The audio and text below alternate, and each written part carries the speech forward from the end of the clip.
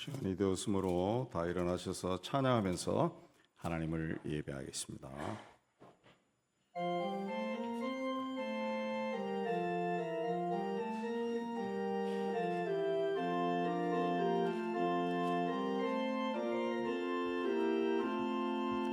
피난처 있으니 원한을 당한 자 이리 오라. 앙들이 변하고 물결이 일어나 산 위에 넘치네 두렵잖네. 이방이 떠들고 진동하니야. 오래 주먹 소리 한 번만 발라면 또 나의 모든 것 망하겠네. 만유주 하나님 우리를 도우니 피난처여 세상의 난리를 고치게 하시니 세상에 점검이 쓸데없네.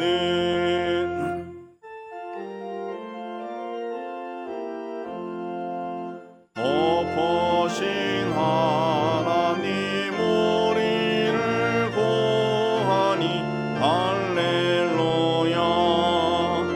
괴로움이 심하고 혼란이 극하나 피난처 되시는 주 하나님. 다 참회기도 드리겠습니다. 긍휼이 풍성하신 하나님 아버지, 주님의 은혜를 잊고 세상 죄와 더불어 살았습니다. 세상 이익을 위해서 주님이 기뻐하시지 않는 길을 얻기도 했고 육신을 즐겁게 하고 만족시키기 위해서 세상과 타협하였습니다. 하나님께서 주신 재능과 지식과 물질을 하나님이 아니라 나의 영광과 자랑을 위해 사용하였습니다. 잘될 때는 나의 힘과 능력으로 했다고 교만하였고 그렇지 않을 때는 믿음이 없는 자처럼 살았습니다. 주님, 세상과 육신과 욕심에 매여 살았던 죄를 고백하오니 긍휼히 여겨 주옵소서. 주님과 나만의 죄를 침묵 가운데 고백합니다.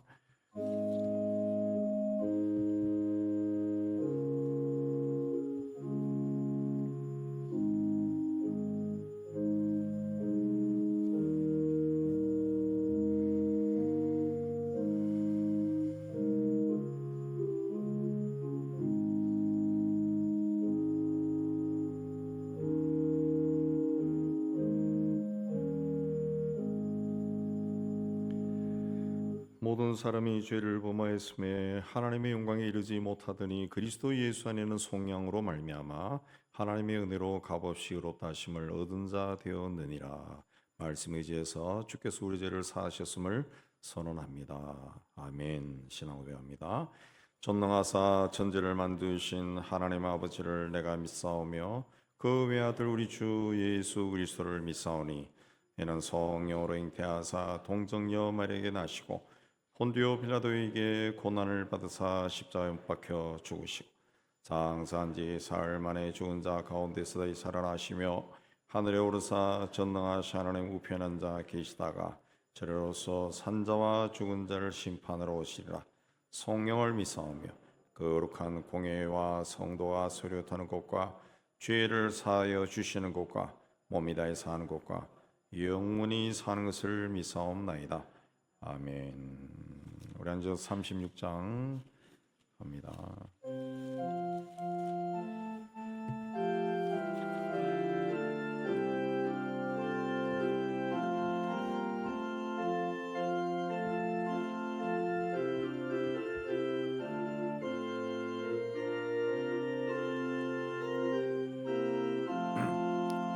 주 예수 이름 높이어다 찬양하여라.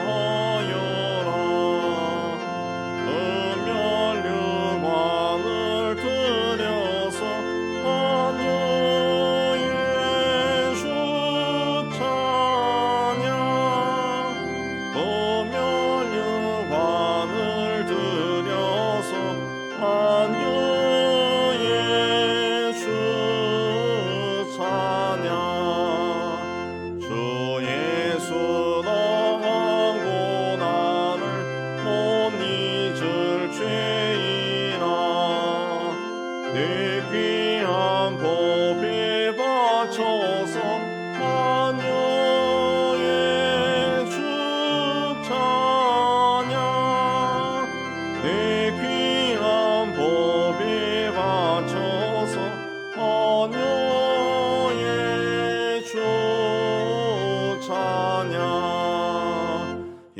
지고 위에 거하는 온 세상 사람들 복 크신 위엄 높여서 만유의 주 찬양 그 크신 위엄 높여서 만유의 주 찬양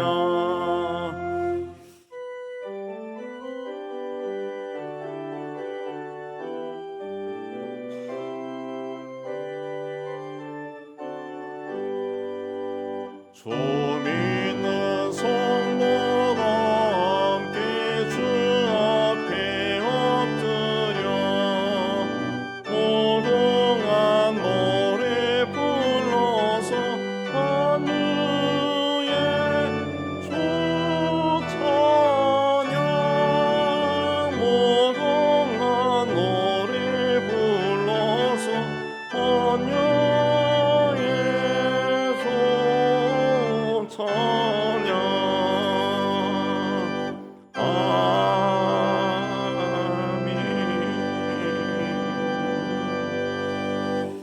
하나님 아버지, 하나님의 위로와 소망과 기대를 품고 오늘도 예배의 자리에 올라왔습니다.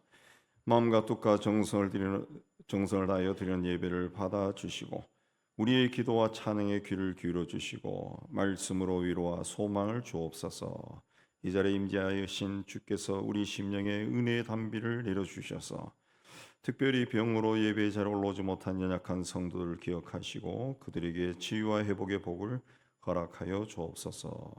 하나님 아버지, 하나님께서는 새 천지를 지으시고 보시기에 좋으셨다고 하셨지만은 세상은 인간의 탐욕으로 점점 무서운 곳으로 변해가고 있습니다. 전쟁과 살인과 폭력이 세계 도처에서 일상사처럼 일어나고 있습니다.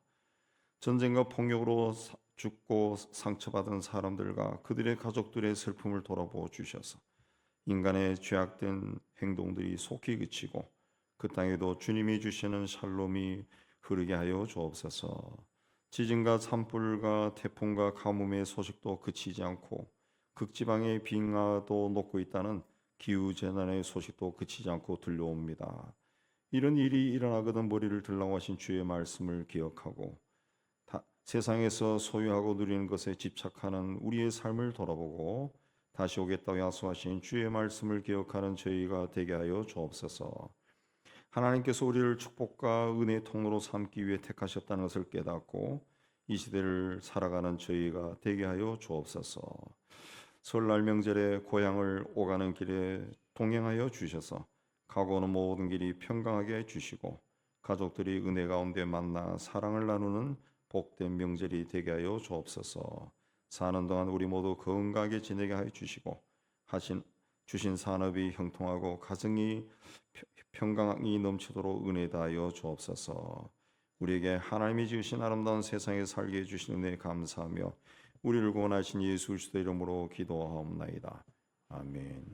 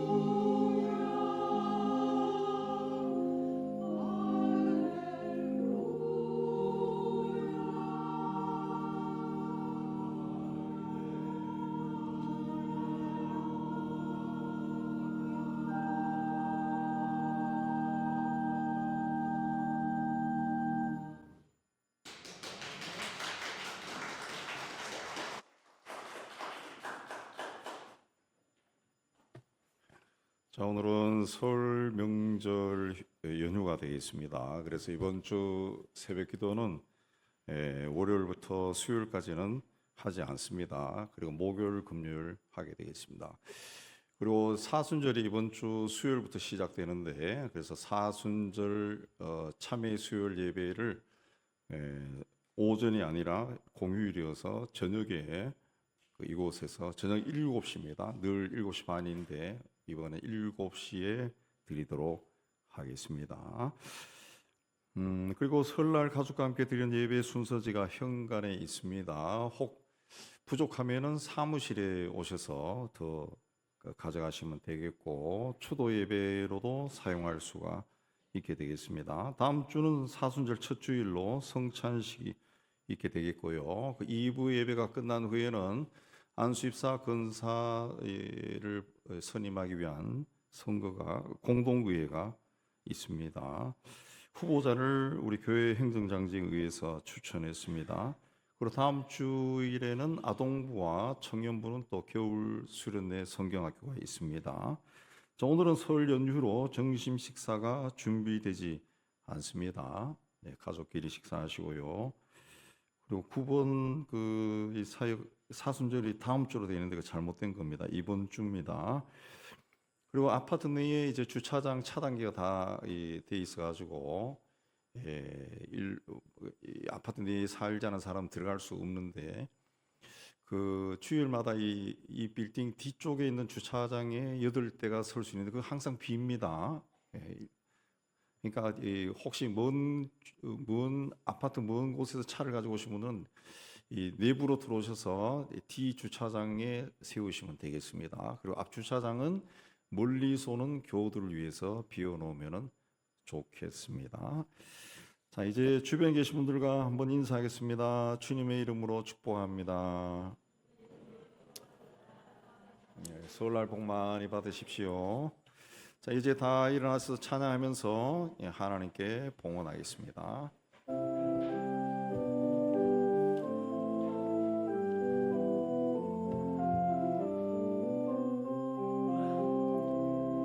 내게 있는 양육 적게 가져와 거발 위에 입 맞추고 깨뜨립니다.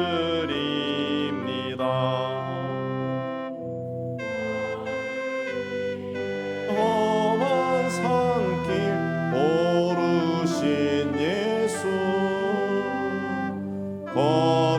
걸음마다 그 신사 새겨놓았네. 하나님, 오늘도 하나님께서 우리에 베푸신 은혜를 기억하고 예물을 준비해서 바치게 해주시는 데 감사합니다. 주께서 주신 일터에서 수고하고 땀 흘려 얻은 것을 11조는 하나님의 크심을 고백하며 드립니다. 땅끝까지로 복음을 전한 일에 우리의 작은 정성으로 동참합니다. 예수 안에서 범사에 감사하며 감사의 예물도 드립니다. 또 교회와 이웃과 북한을 사랑하며 사랑의 구제연금을 주님께 헌신하며 주일연금을 바칩니다. 주님, 우리가 드린 모든 예물에 우리의 기도와 헌신과 또 신앙 고백이 있습니다. 기쁘게 얻어주시고 사용되는 곳에서 복음이 전파되고 교회가 든든히 세워지고 또 어려운 이웃들이 예수 이름으로 위로받게 하여 주옵소서. 드린 손기들 기억하여 주시고 또 한 주간 세상 속에 살아갈 때 주께서 임마누엘로 동행하여 주시고 하는 모든 일이 주 안에서 잘되고 형통케 하여 주옵소서. 예수님 이름으로 감사하며 보응이 돌려옵나이다. 아멘.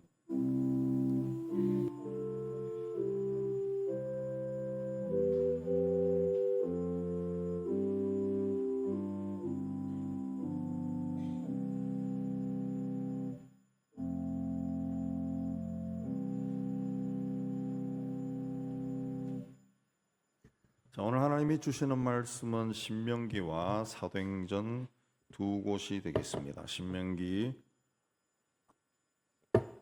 6장 4절에서 9절 교독하겠습니다. 이스라엘아 들으라, 우리 하나님 여호와는 오직 유일한 여호와이시니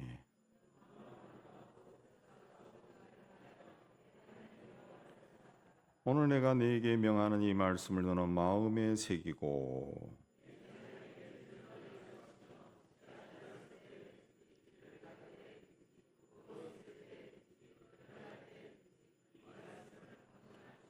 너는 또 그것을 내 손목에 메어 기호를 삼으며 네 미간에 붙여 표로 삼고 또 내 집 문설주와 바깥문에 기록할지니라.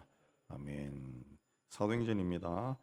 날마다 마음을 같이하여 성전에 모이기를 힘쓰고 집에서 떡을 떼며 기쁨과 순전한 마음으로 음식을 먹고 하나님을 찬미하며 또 온 백성에게 칭송을 받으니 주께서 구원받는 사람을 날마다 더하게 하시니라.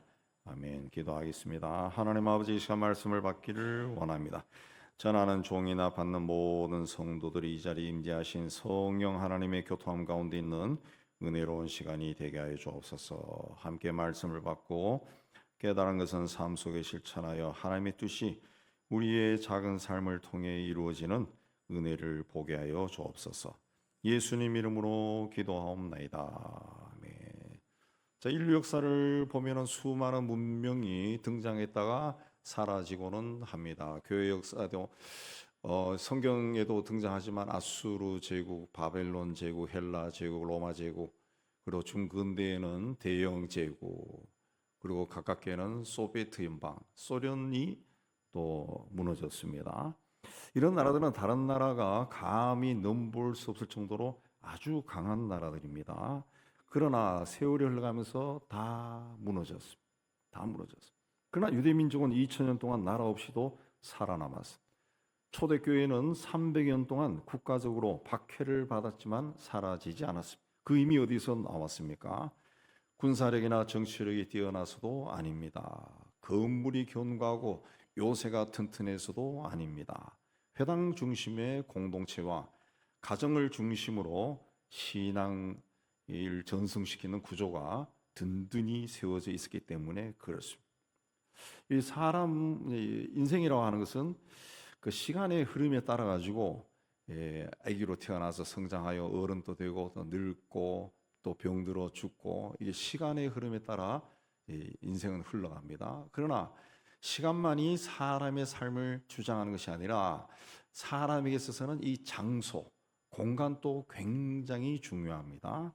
이 장소와 어떤 장소와 공간에 내가 있었느냐에 따라서 거기에 있는 사람들과 관계를 맺고 정체성을 형성합니다. 그래서 지금 우리가 이 한 공간에 이곳에서 모여가지고 예배를 드리고 은영교회라는 교회를 섬기면서 교우관계를 형성하는 것, 이게 아무것도 아닌 것 같지만은 우리 인생에는 굉장히 중요하다는 거죠. 그래서 우리가 이제 세상에서 중요하게 여기는 것이 고향이 있습니다. 고향. 이 고향이다. 그럼 같은 고향을 가진 사람들은, 또 고향에서 같이 성장한 친구들은 그 장소, 고향이라고 하는 장소를 공유합니다. 네. 거기서 관계를 맺고 거기에서 기억이 있는 거예요. 거기에 추억으로 남아 있습니다. 학교 동창도 마찬가지고 군대 생활을 같이 했던 동기들도 그 장소에 대한 기억을 공유하고 있어요. 네. 그래서 저도 군에서 같이 맺은 사람 몇 사람은 아직도 연락을 하고 그렇게 합니다.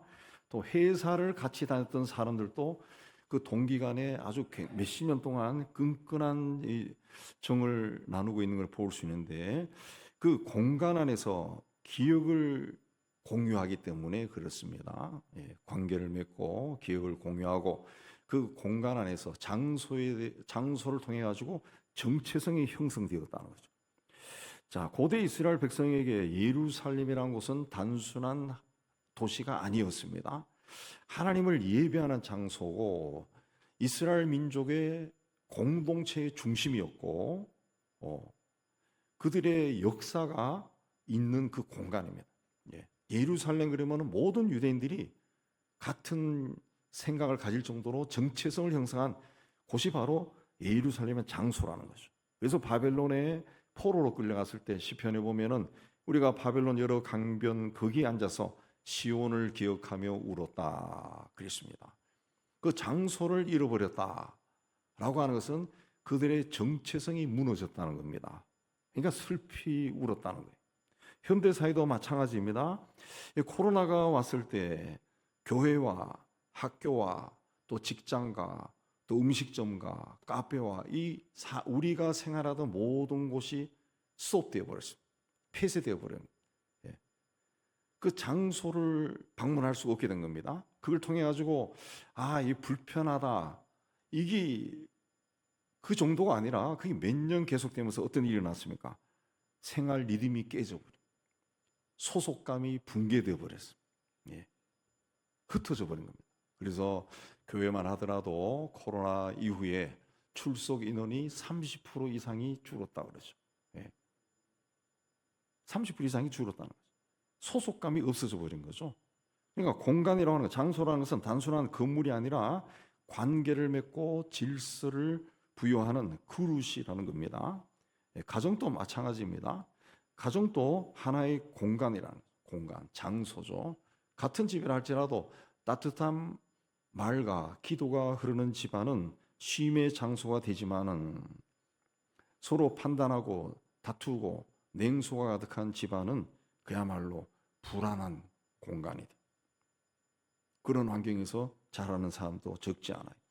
그러니까 공간은 물리적인 구조보다 그 안에 흐르는 가치나 삶의 태도에 의해서 성격이 규정된다는 겁니다. 그러므로 어떤 공간에서 내가 살고 있고 내가 머무는 곳이 다른 사람에게 위로를 주고 안식이 될 수 있는가라는 것이 우리 인생에 있어서 굉장히 중요하다는 거죠.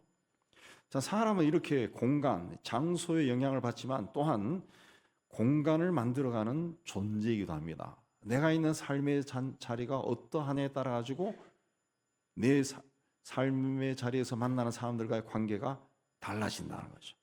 내가 서 있는 삶의 자리가 정직과 진실과 사랑과 의로움을 선택할 때 그것은 단순한 장소가 아니라 사람의 정체성을 형성하는 아주 귀한 곳이 된다는 거죠. 그 시장 중심적인 사회는 상업적인 인간을 만들고 학교 중심적으로 이 가르치고 배우는 것이 중심이 된 사회는 지식인을 만들지만은 누가 이야기한 것처럼 똑똑한 악마를 만든다 그러죠. 우리나라가 점점 그 현상을 닮아가고 있는데 며칠 전 신문에도 보면은 이 초등학교에서 이제 학교 체육이 사라졌다 그래요. 뭐 축구하다가 배구하다가 야구하다가 애가 조금 상처가 나면은 그 부모들이 학교에 와서 거세게 항의하고 또 고발을 하고 이렇게 하기 때문에 이 학교 체육이 사라졌다는 거죠. 학교 체육. 제가 얼마 전에 교사 출신의 친구 만나서 이야기 들어보니까 요즘 학교에는 국민윤리, 우리가 옛날에 배우던 국민윤리 그것도 사라지고 세계사다, 지리 뭐 이런 것들 다 사라졌다 그러더라고. 그럼 도대체 아이들이 학교에서 뭘 배우는지 모르겠다. 그렇게 한탄하는 것을 배우는데 우리 다음 세대가 자라나는 그 공간, 그 장소, 학교라는 곳이 이게 전인적인 교육이 아니라 지식 교육장으로 점점 변해간다는 거죠. 그러면은 똑똑한 악마가 나온다는 거죠. 자기만 생각하는 악마, 자기 이익. 예. 요즘은 나이 든 저도 나이가 들었지만 나이 든 사람이 어디 바깥에 나가면은 굉장히 조심스럽더라. 조심스러워. 식당에 들어가는 것도 조심스럽고 지하철 타는 것도 조심스럽고 누구하고 부딪혀서 잘못하면은 막 욕이 막 비난이 막 쏟아질까봐 두려운 그런 사회가 돼간다. 윤리 교육이 사라졌다. 윤리 교육. 예. 그러나 예배, 그 신앙 중심적인 그 사회는 신앙인을 만나요. 예. 경건한 크리스찬들을 양성합니다. 얼마 전에도 가까운 사람들하고 우리나라 교육에 대해서 조금 이야기를 나눌 때 그 차라리 평등 교육이 사라지고 옛날처럼 자기 실력대로 그 학교를 선택해서 가는 그런 교육이 다시 살아났으면 좋겠다. 그리고 공립교육은 그 사립학교 주는 돈을 공립학교에 투자해서 공립학교도 좀 좋게 만들면 좋지 않겠냐. 뭐 이런저런 여러 가지 이야기도 했는데 저도 그 미션 스쿨 여고에서 교목 생활을 조금 해봤는데 저희 당시에도 90년대, 80년대 말에도 이미 평등 교육이 형성되어서 미션 스쿨에서도 성경을 가르치면 아이들이 수업 시간에 막 반발을 해요. 반발을 해요. 예.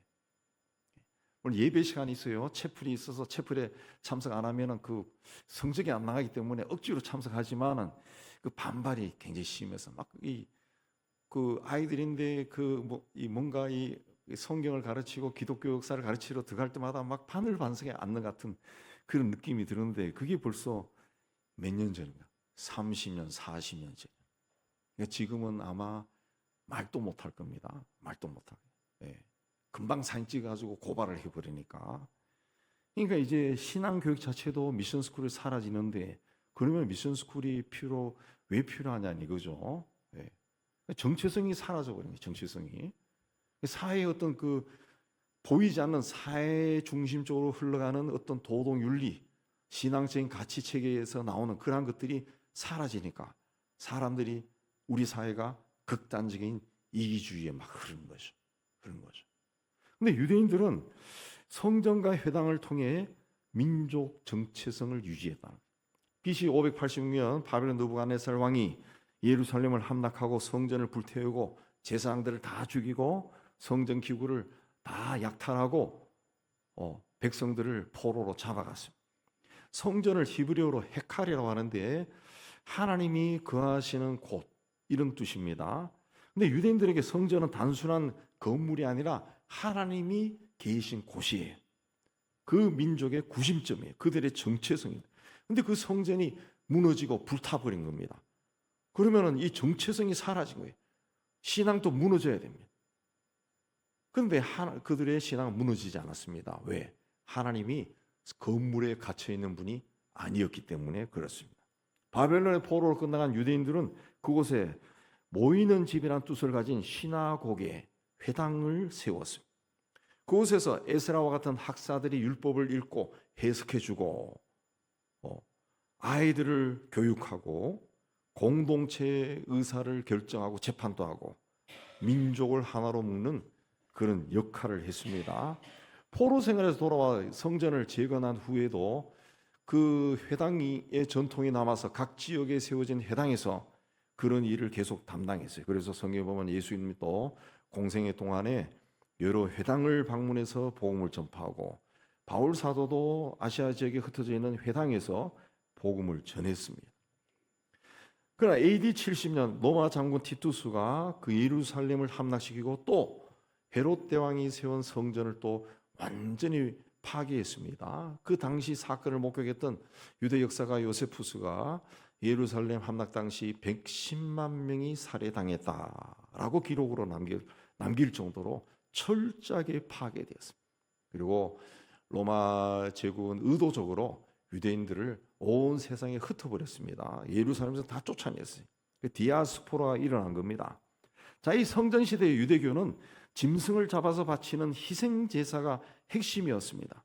근데 나라가 망하고 온 세계로 흩어져 버리니까 성전이 없으니까 제물을 바칠 수가 없어요. 그래서 랍비 요하난 벤 자카이를 비롯한 유대 학자들이 제물을 바치는 제사를 대신해서 자비와 기도로도 하나님을 섬길 수 있다라고 선포했습니다. 성전 건물이 아니라 유대인 성인 남자 10명이 모이면은 그곳이 어느 곳이든 성소, 거룩한 장소, 곧 회당이 될 수 있다라고 선포한 것. 이후에 유대교는 성전 중심의 장소 중심의 종교가 아니라 토라, 하나님 말씀 중심의 종교로 바뀌었습니다. 그래서 온 세상에 흩어진 유대인들은 각 지역에 회당을 세워서 아이들에게 히브리어를 가르치고 토라를 암송하게 해서 민족 정체성을 주입했습니다.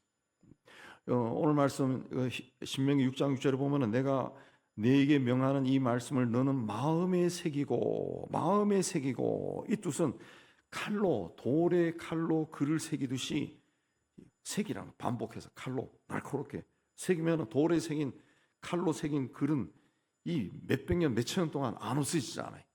새기라는 거죠. 그래서 그 말씀에 따라 회당에서 말씀을 배우고 가정에서 또 말씀을 배웠습니다.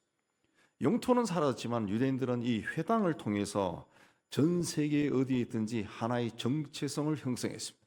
1948년 조상의 땅에 이스라엘을 세웠을 때 초대 수상 벤구리온은 우리 민족을 2000년 동안 지켜준 것은 군대가 아니라 교육이었다. 토라 교육. 토라가 그 모세 오경입니다. 그 토라 교육이었다 말했습니다. 성전이 사라진 뒤에 제사장 계급은 몰락했지만은 회당을 중심으로 하는 랍비들과 서기관들이 유대의 지도자가 되었습니다. 그들이 회당을 통해서 자치권을 유지하고 생존했습니다. 성전은 파괴되었지만 회당이라는 특정한 장소에 국한되지 않는 보편적이고 강인한 종교로 발전했습니다. 그래서 2000년 동안 정체성을 잃지 않고 히브리어, 자기들의 언어와 문화와 종교와 습관까지도 그게 다음 세대에 계속 전해진 거라는 거죠. 그러니까 이들의 유대교는 이 화려한 성전이 아니라 배움과 기도의 장소인 회당을 통해 가지고 오늘날까지 유지가 된 거죠. 근데 고대 사회 회당이 그 성전을 대신하는 역할이었다면 현대 사회 회당은 예배를 드리는 장소를 넘어서 세속화된 세상 속에서 민족성과 영적 정체성을 유지하는 유대 공동체의 허브 역할을 하고 있다고 합니다. 태어난 지 8일 만에 행하는 할례식이 여전히 회당에서 행해지고 있고, 남자아이 만 13세, 여자아이 만 12살이 되면 성인식도 회당에서 여전히 행해지고, 또 결혼식도 회당에서 행해집니다. 그걸 통해 가지고 내가 유대인 공동체에 속해 있다라는 것을 끊임없이 확인하는 거예요. 현대 회당에서 가장 활발한 것이 교육입니다. 유대인들이 있어서 공부한다는 것은 예배의 연장선이라는 거죠. 그래서 주일과 방과 후에 아이들이 회당에 가서 주말이나 방과 후 시간에 회당에 가서 히브리어와 유대 역사를 배웁니다. 성인들은 퇴근 후에 랍비와 함께 탈무드를 공부하거나 시사 문제를 성경적인 관점에서 토론하는 그 프로그램에 참여합니다. 또 회당은 세상을 고친다는 정신을 바탕으로 지역사회 빈곤 퇴치, 인권운동, 환경보호, 또 구직 정보 공유부터 육아 품맛이, 독거노인 돌봄까지 촘촘한 사회 안전망 역할도 합니다. 그래서 전 세계에 흩어져 사는 유대인들이 자신 조상의 나라인 이스라엘에 대한 정치 사회 상황도 공유합니다. 정보도 얻고 듣는 곳이 바로 지역사회에 있는 회당이라는 거죠. 그래서 유대인들은 이사를 가면은 제일 먼저 그 도시에 회당이 있는 어디에 있는가 그것부터 확인한다고 합니다. 그 현대 사회 고대나 현대 사회 그 회당이 하는 역할들을 우리가 잘 가만히 살펴보면은 현대 사회 우리 교회가 무엇을 해야 하는가라는 그 교훈을 얻을 수가 있습니다. 사도행전 2장 42절에 보면은 초대교회는 사도의 가르침을 받아 서로 교제하며 떡을 떼며 기도하기를 힘썼다. 이 초대교회가 행한 네 가지 중요한 것이 나오는데 뭡니까? 가르치고 교제하고 떡을 떼고 기도하였습니다. 우리는 흔히 교회를 건물로 생각합니다. 그러나 교회는 건물에서 시작되지 않았습니다. 오순절 강림 이후, 성령 강림 이후 예루살렘에서 회심한 수천 명이 어디에서 신앙생활을 했습니까? 오늘 사도행전 2장 40절에 보면 성전에서 모이기를 힘쓰고 집에서 떡을 뗐다.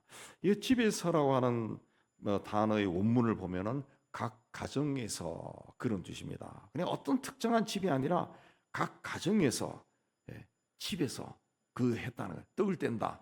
예배를 드린 것만이 아니라 함께 식사도 했다는 겁니다. 그러니까 그런 각 가정에서 그런 일을 했다는 거예요. 그 각 가정이 모여가지고 교회를 이룬 겁니다. 그래서 모여서 함께 먹고 기도하고 은혜를 나누고 말씀을 들었다는 거죠. 성경에 나오지만 브리스길라와 아굴라의 집은 로마와 에베소의 모임 장소가 되고, 바울을 집으로 초대한 빌립보의 자주 옷감 장사 누디아의 집은 유럽 최초의 교회가 되고, 골로새의 빌레몬의 집도 교회였습니다. 자, 이들의 집은 단순한 주거 공간이 아니라 하나님을 예배하고 말씀을 배우는 곳이라. 초대교회는 처음부터 자기 집 문을 활짝 열고 세워진 공동체였어요. 그 집에서 말씀을 배우고 떡을 떼고 기도했습니다. 우리나라에도 복음이 처음 전파될 때 교회라고 하는 건물이 없었습니다. 거의 대부분이 어떤 사람의 집이었습니다. 그 집에서 예배를 드리고 떡을 떼고 함께 식사도 하고 기도도 하고 그렇게 했습니다. 초대교회는 교회라는 특별한 건물이 아니라 가정에서 모여서 말씀을 배우고 또 식탁을 함께하고 기도했습니다. 기도했다. 예. 초대교회가 그 이후에도 더더욱 건물이 아니라 가정 중심이 될 수밖에 없었는데, 왜냐하면 로마 제국이 기독교를 극심하게 박해했기 때문에 그렇습니다. AD 64년 로마의 네로 황제는 로마 시내에 불을 지르고 화재의 책임을 기독교인들에게 돌리고 박해했습니다. 이후 AD 303년 로마 황제 디오클레티아누스는 성경을 불태우고 모임을 금지했습니다. 그러나 교회는 사라지지 않았어요. 왜? 건물이 아니라 가정이었다는 거죠. 예. 가정이 교회고 성도가 교회였습니다. 가정은 작은 공간이지만 신앙의 숨쉬는 가장 강력한 공간이었던 겁니다. 그래서 박해가 심해지자 기독교인 가정들이 지하묘지 카타콤으로 숨어 들어가 거기서 살았어요. 313년 콘스탄티누스가 밀라노 칙령을 발표해서 기독교를 공인할 때까지 300년 동안 가정을 중심으로 신앙생활을 했다는 거죠. 예. 오늘 우리는 교회는 잘 나오지만 가정이 예배 공간이 아닌 경우가 참 많습니다. 그러나 초대교회는 주일만이 아니라 날마다 모였습니다. 예배가 일상이었다. 예배가 일상이다라는 말을 우리가 착각하면은 뭐 날마다 그냥 찬송 부르고 성경 읽고 기도하고 걸어가면서 그렇게 했다. 그거 아니라 하나님과 동행했다는 그런 뜻입니다. 초대교회의 힘은 숫자도 건물도 아니라 가정이었다. 가정이었다. 그러므로 혈연만이 아니라 신앙 공동체로서의 가정을 회복해야 돼.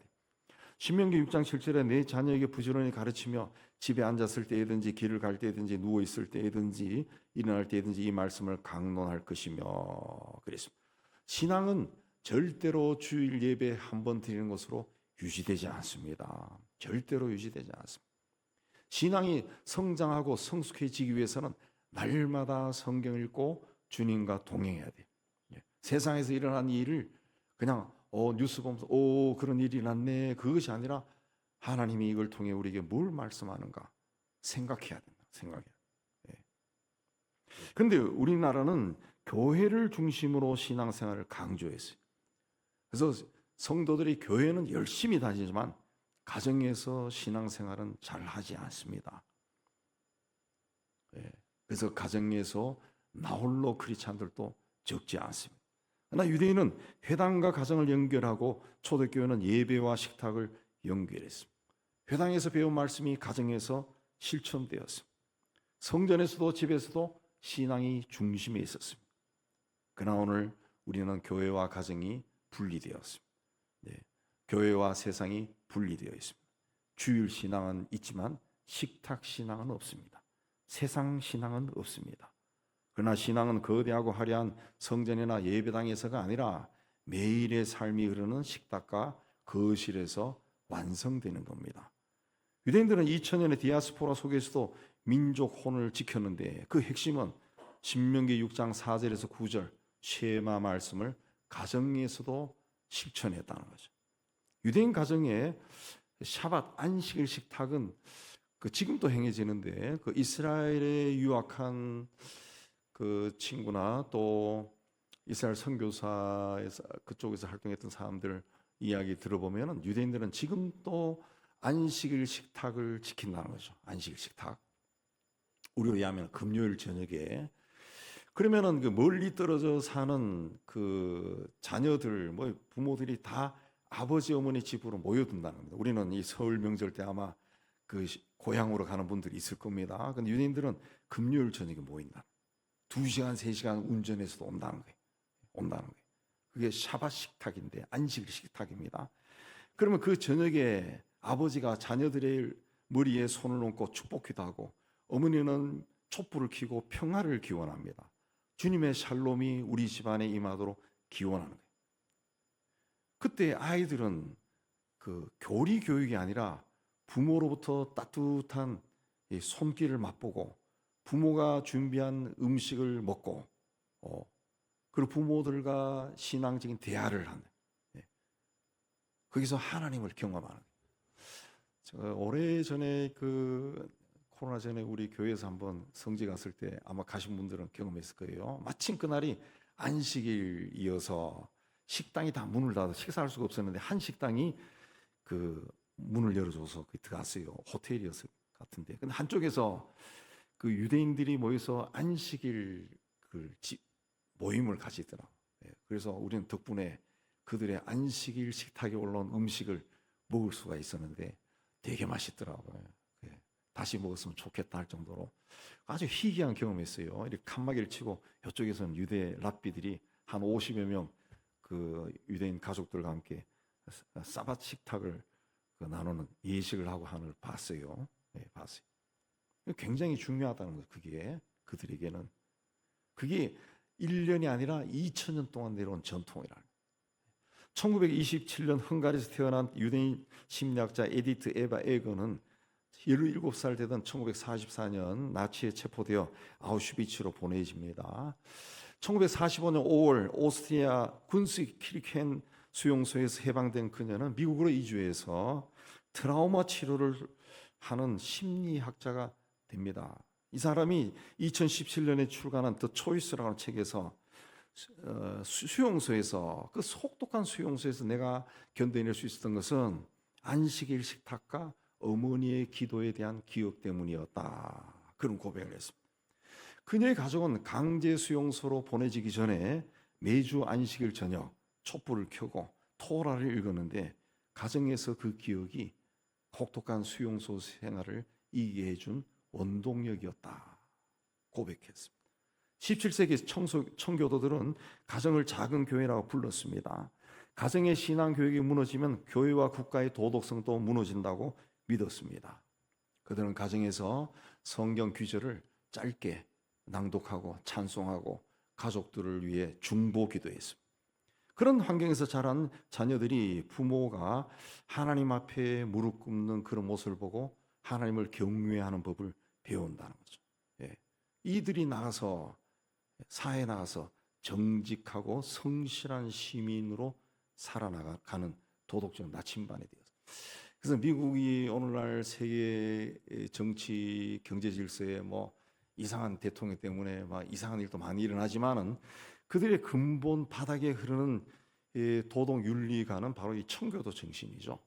그래서 우리나라는 감옥에 갔다 와도 다시 사면 받고 어쩌저쩌 해가지고 또 국회의원 또 되고 장관도 되고 그렇게 해요. 근데 미국이란 나라에서는 그 감옥에 갔다 온다든가 아니면 거짓말한 것이 나타나면은 그 사람 그 다음부터는 정치를 못 합니다. 공직에 출마를 할 수 없어요. 사회적인 도덕이 그들을 허락하지 않는 허락하지. 왜?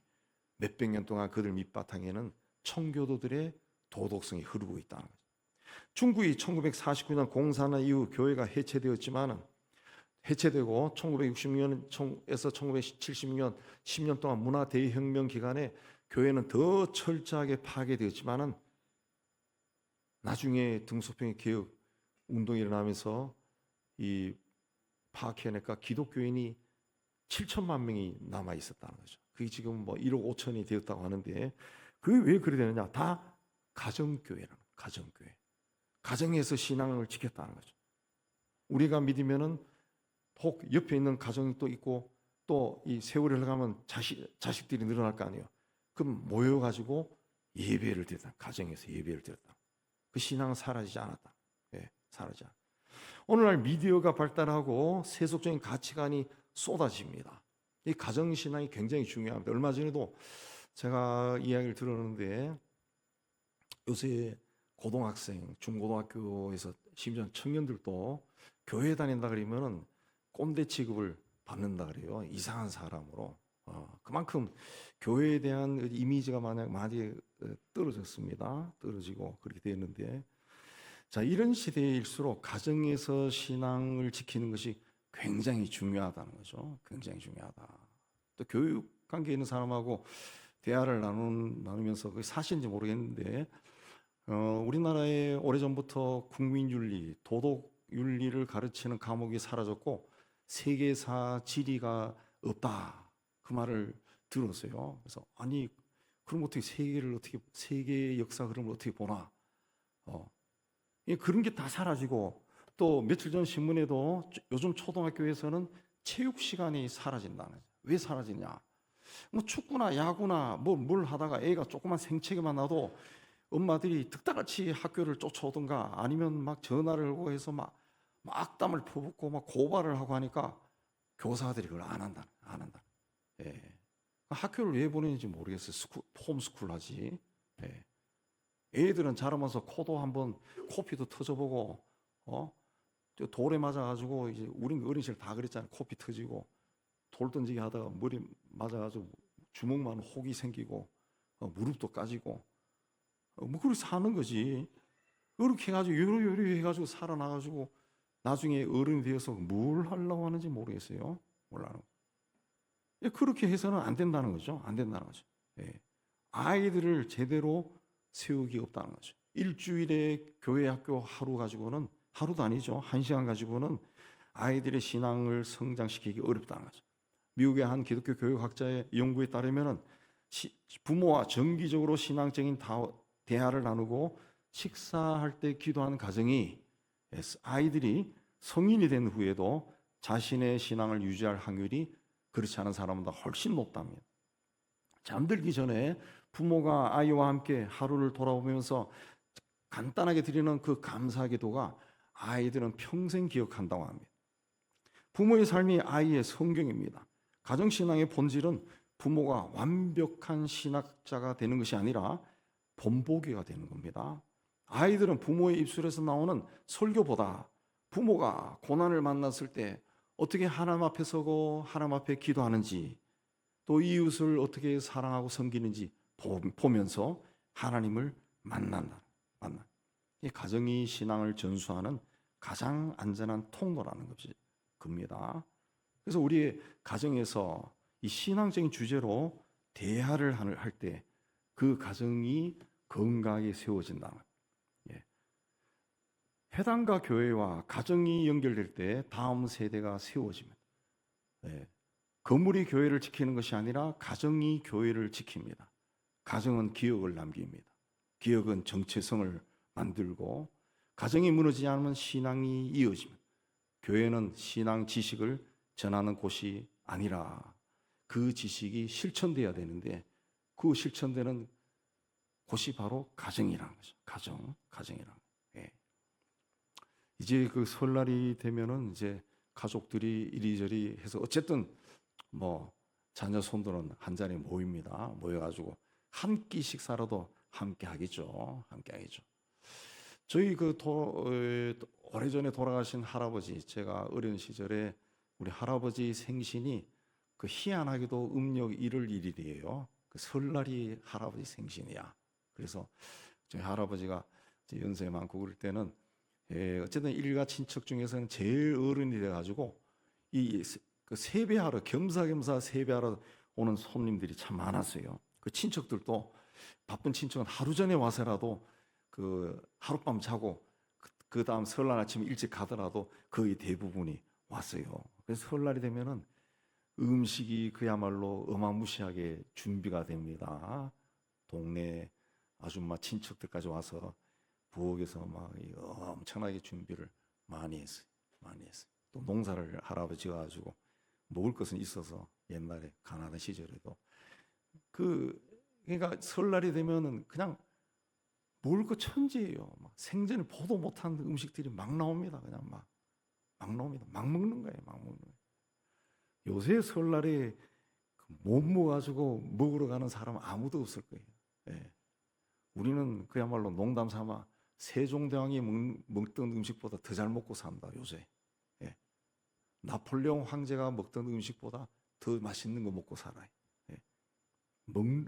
명절이 이제는 먹는 것이 아니라는 것이. 먹는 것이. 근데 명절에 먹고 마시고 가족들이 만나 하하호 하지 않으면 뭘 할까? 할 게 없더라고. 특히 우리 한국 같은 경우는 그 축제 문화가 발달되지 않아가지고 뭘 할 게 없어요. 그래서 제가 이제 하남 쪽에 사는데, 그러니까 이 명절이나 이럴 때 되면은 그 동네가 그냥 막 자동차로 꽉 찹니다. 그냥 다 다 그냥 스타필드 가는 것 같아요. 아니면 다리 건너 양평 건너 막 어디 가는 것 같아요. 사람들이 막 어마무시하게 몰려들어요. 예. 가서 뭘 할 것도 없는데 가요. 예. 자, 이 명절 개념 우리 그리스도인들은 다시 한번 뭘 어떻게 할까 많이 생각해야 될 겁니다. 예, 저도 그러면 은퇴 후에 이런 것들을 한번 고민했던 것을 한번 만들어 볼 생각이 있습니다. 오늘 40절에 성전에 모이기를 힘쓰고 집에서 떡을 떼라. 예, 신앙은 교회와 가정에서 모두 살아 있어야 돼요. 그래야 숨을 쉬는 겁니다. 그래야 우리 다음 세대가 숨을 쉬는 거예요. 숨을 쉬고 이 발전해 나갑니다. 자, 이번 설날은 하나님 앞에 아름다운 신앙 공동체로서 우리 가정을 세우는 귀한 명절이 되기를 주님의 이름으로 축복합니다. 하나님 아버지, 또 설 명절을 주시고 우리를 하여금 가족이 얼마나 중요하다라는 것을 다시 한번 생각할 수 있는 기회를 주심을 참 감사합니다. 무엇보다도 우리가 예수 믿는 가정이 되었는데 우리 가정에 주님을 아는 신앙이 우리의 자손들로 계속 계승되어 대대로 내려가면서 복의 근원이 되는 아브라함의 복을 받아 누리는 우리 가문이 되도록 은혜 다하여 주옵소서. 예수님 이름으로 기도하옵나이다. 아멘. 우리 199장 찬송합니다.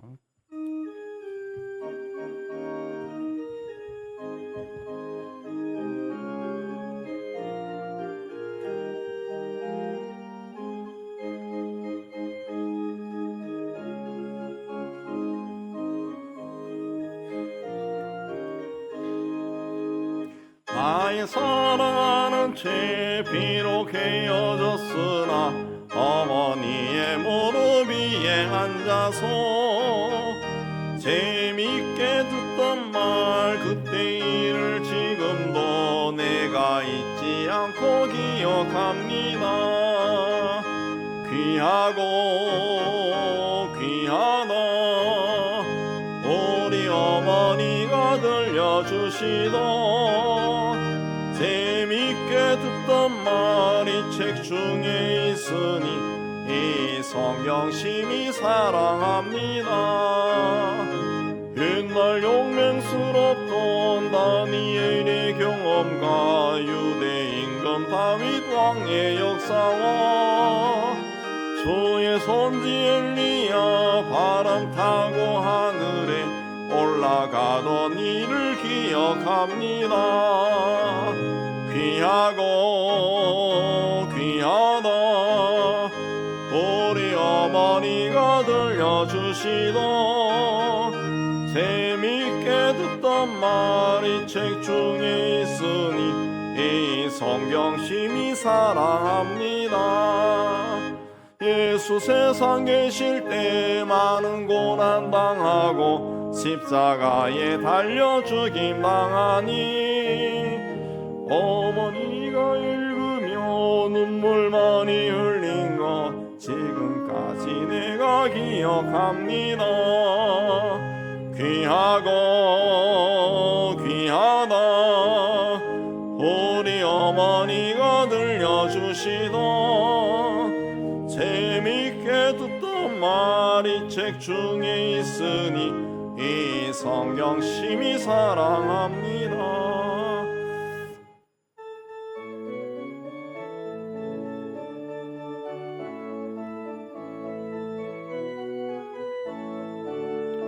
그때 일은 지나고 나의 눈에 하나 어머니의 말씀 기억하면서 나도 시시때때로 성경 말씀 읽으며 주의 뜻을 따라 살려 합니다.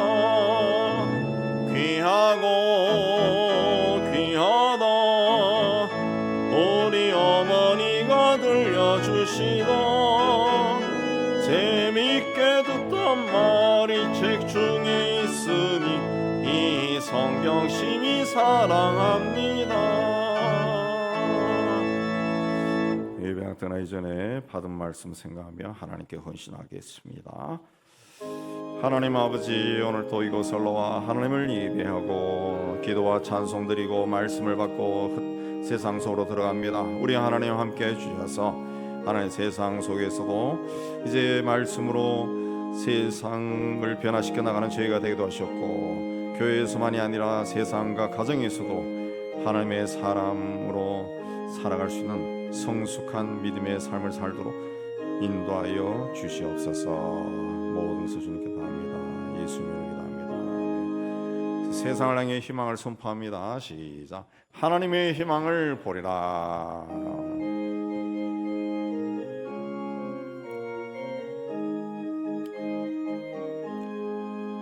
주가 세상을 다스리니 그 위엄이 넘쳐나고 그의 나라와 주의 영광 온 하늘에 가득하다. 자영악한 마귀의 머리 다 멸망케 하시는 주, 이 찬양을 주께 드리니 큰 영광을 받으소서. 주가 권능의 손으로서 이 세상을 창조하니 그의 놀라운 창조 솜씨 만 백성이 경탄하네. 저 하늘의 별들도 모두 저 영광을 나타내요. 늘 돌보아 주시는 주께 큰 영광을 돌립니다.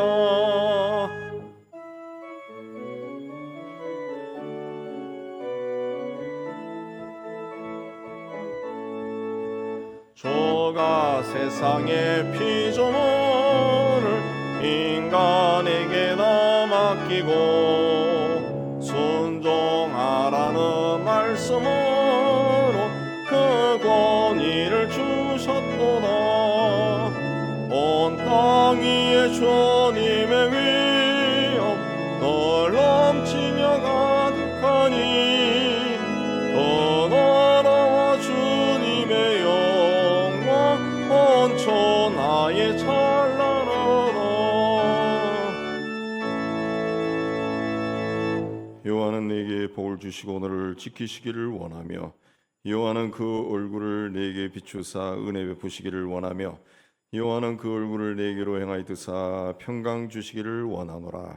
이제는 우리 주 예수 그리스도의 은혜와 하나님 아버지의 사랑하심과 성의 교통하심이 주의 몸된 교회와 세상 속으로 터지는 하나님의 자녀들 위해 이제부터 영원까지 함께 있을지어다.